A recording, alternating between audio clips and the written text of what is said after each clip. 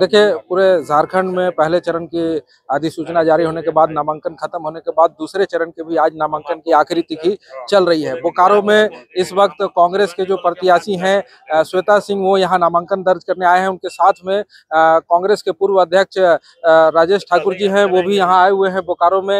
राजेश जी, सबसे पहले सवाल एक है कि जो पूरे बोकारो वासी कल तक आपको प्रत्याशी के नाम पर देखना चाह रहे थे बोकारो विधानसभा से, आज आप उस प्रत्याशी के सारथी बनकर आ गए हैं, क्या कहेंगे?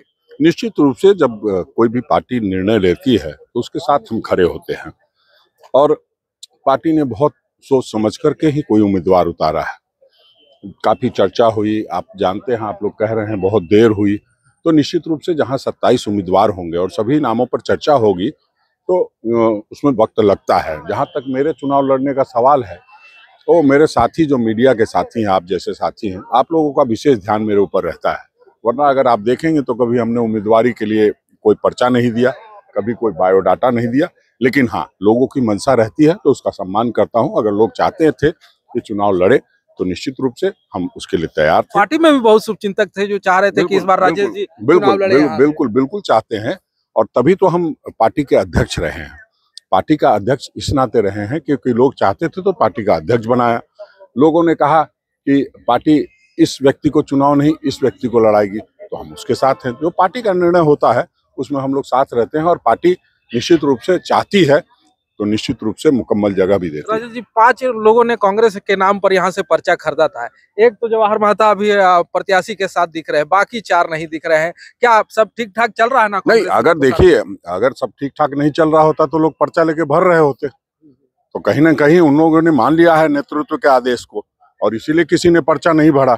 ठीक है, पर्चा सब लोग लेते हैं, सबको उम्मीद होती है और लेना भी चाहिए, उसमें कहीं किसी को ऐतराज नहीं है।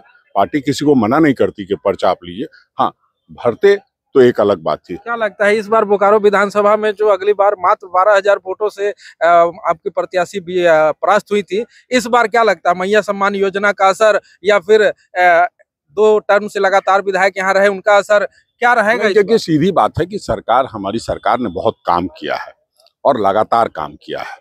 आप चाहे ओल्ड पेंशन स्कीम की बात करें, सर्वजन पेंशन की बात करें, वृद्धा विधवा पेंशन में तेजी लाने की बात करें या मैया सम्मान योजना की बात करें, कृषि लोन की माफी की बात हो, सब में हम लोग अव्वल रहे हैं। हम लोगों ने काम किया है और उस आधार पर हम लोग वोट मांगते हैं और निश्चित रूप से जनता इन सारी बातों को समझती है।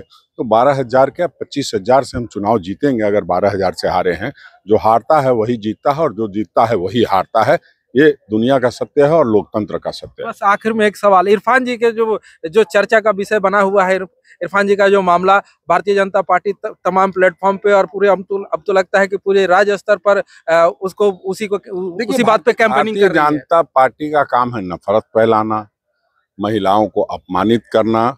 जो उन्होंने कहा है उसकी सारी वीडियो को आप एक बार देखने का काम करेंगे।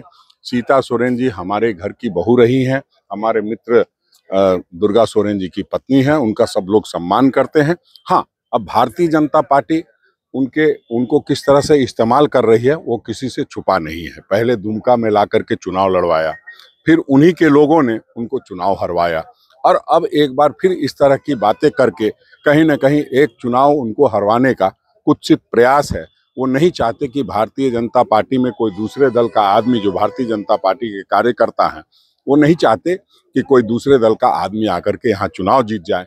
और इसलिए मैं कहता हूँ कि 35 जो उनके उम्मीदवार हैं वो दूसरे दलों से आए हुए हैं, उन 35 उम्मीदवार को ये लोग हराने का काम करेंगे। तो आपने सुना इनकी बातों को। ये थे राजेश ठाकुर जी, पूर्व प्रदेश अध्यक्ष हैं कांग्रेस के, और इन्होंने दावा किया है कि अगली बार जो 12,000 से हमारे प्रत्याशी जो यहाँ पर परास्त हो गए थे, वो इस बार हो सकता है कि डबल होकर हमारे प्रत्याशी जीते। खैर, वो तो देखने की बात होगी क्या होगा। फिलहाल जो आज नॉमिनेशन चल रहा है श्वेता सिंह का, वहाँ पर आए हुए हैं राजेश ठाकुर। इनकी बातों को आपने सुना, आगे भी और लोगों से हम लोग बात करेंगे।